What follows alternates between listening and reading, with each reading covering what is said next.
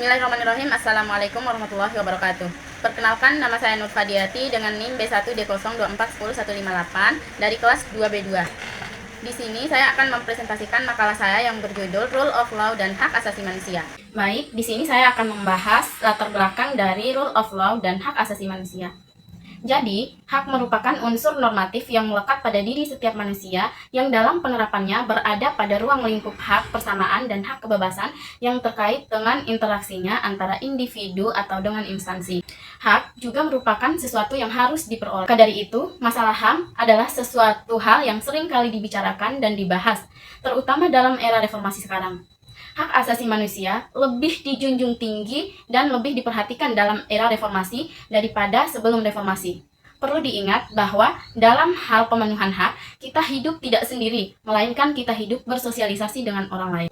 Pengertian dari hak asasi manusia dan rule of law. Jadi, hak asasi manusia adalah seperangkat hak yang melekat pada hakikat dan keberadaan manusia sebagai makhluk ciptaan Tuhan yang Maha Kuasa dan merupakan anugerahnya yang wajib dihormati, dijunjung tinggi, dilindungi, dan dihargai, baik oleh negara, hukum, pemerintah, dan setiap orang. Sedangkan rule of law adalah sebuah konsep hukum yang sesungguhnya lahir dari sebuah protes terhadap sebuah kekuasaan yang absolut di sebuah negara. Dalam rangka membatasi kekuasaan yang absolut tersebut, maka diperlukan pembatasan-pembatasan terhadap kekuasaan itu, sehingga kekuasaan tersebut ditata agar tidak melanggar kepentingan hak asasi dari masyarakat. Selanjutnya saya akan membahas konsep dasar hak asasi manusia. Konsep hak asasi manusia dapat diuraikan dengan pendekatan bahasa etimologi maupun pendekatan istilah.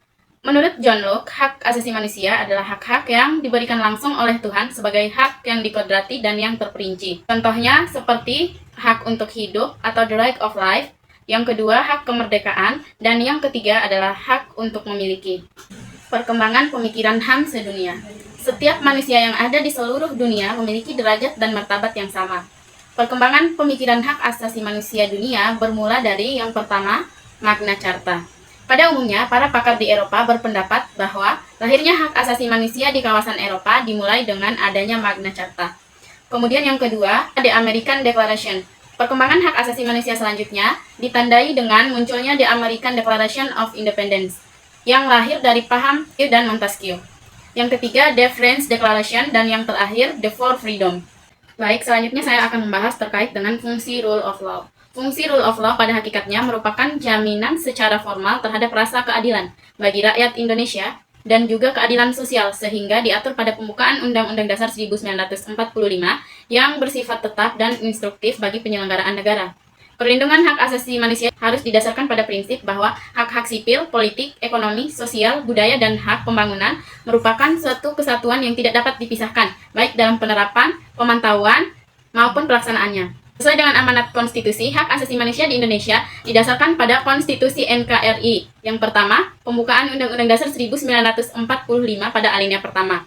Yang kedua, Pancasila sila keempat. Yang ketiga, batang tubuh Undang-Undang Dasar 1945 pada pasal 27-29. Kesimpulan dari makalah Rule of Law dan Hak Asasi Manusia adalah HAM merupakan hak-hak dasar yang dimiliki oleh setiap manusia sesuai dengan fitrahnya.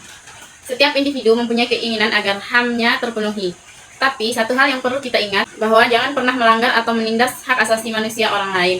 Dalam kehidupan bernegara, hak asasi manusia diatur dan dilindungi oleh Perundang-undangan Republik Indonesia, di mana setiap bentuk pelanggaran hak asasi manusia, baik yang dilakukan oleh seseorang, sekelompok, atau suatu instansi, bahkan suatu negara, akan diadili dalam pelaksanaan peradilan hak asasi manusia.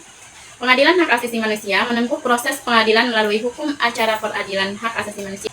Hukum acara peradilan HAM, sebagaimana terdapat dalam Undang-Undang Pengadilan HAM. Demikian hasil presentasi yang dapat saya sampaikan. Lebih dan kurangnya saya mohon maaf. Wabillahi taufiq wal hidayah. Wassalamualaikum warahmatullahi wabarakatuh.